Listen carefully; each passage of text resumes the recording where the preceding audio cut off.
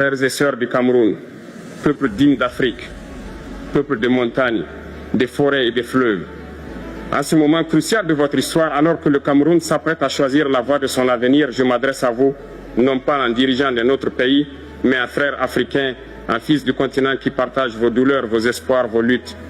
L'heure n'est pas à la peur, l'heure n'est pas à la division, l'heure est à la conscience patriotique. L'heure est venue pour le peuple camerounais de reprendre en main le destin de sa nation.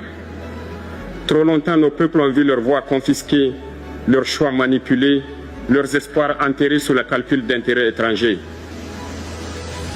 Trop longtemps, on a dit aux Africains pour qui voter, comment penser, comment vivre. Mais l'Afrique nouvelle se lève et le Cameroun doit être à l'avant-garde de cette renaissance. Nous devons comprendre pourquoi, malgré nos ressources immenses, nous restons dépendants des autres. L'heure est venue pour l'Afrique de se réveiller, de prendre son destin en main. Nos richesses doivent servir d'abord à notre développement, à l'épanouissement de notre jeunesse. Le vote, ce n'est pas un jeu, ce n'est pas une formalité, c'est un acte de résistance. C'est le moment où chaque citoyen dit « Je décide moi-même de mon avenir » et personne, je dis bien personne, ne doit voler cette voix au peuple. J'appelle les institutions, les forces de défense et de sécurité à rester du côté de la nation et non des individus.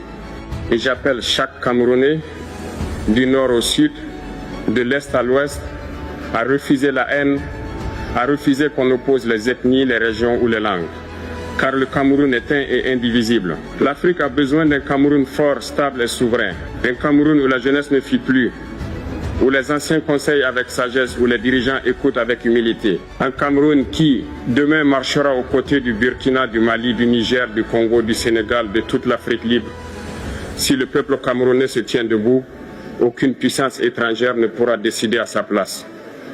Si la jeunesse se mobilise dans la paix et la vigilance, aucune fraude ne pourra renverser la volonté du peuple.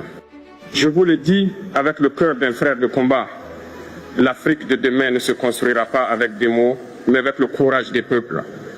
Et aujourd'hui, ce courage, c'est à vous, Camerounais, de le montrer au monde. Que Dieu bénisse le Cameroun. Que Dieu bénisse l'Afrique libre et digne.